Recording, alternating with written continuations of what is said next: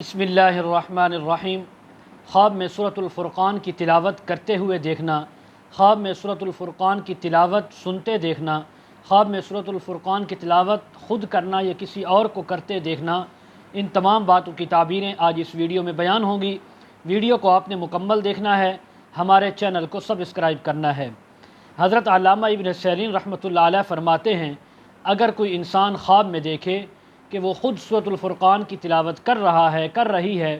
یا سنتے ہیں یا کسی کو کرتے ہوئے دیکھا ہے، تو اس بات کی تعبیر ہے کہ اگر یہ باطل راہ پر تھے یا حق سے ہٹے ہوئے تھے تو اللہ رب العزت کی توفیق سے یہ حق پر آئیں گے اور صحیح راہ کو اختیار کریں گے۔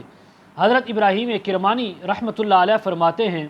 خواب میں سورۃ الفرقان کی تلاوت کرنا، سننا یا کسی کو کرتے ہوئے دیکھنا، فرمائے اس بات کی تعبیر ہے کہ عوام کے درمیان اللہ اس کو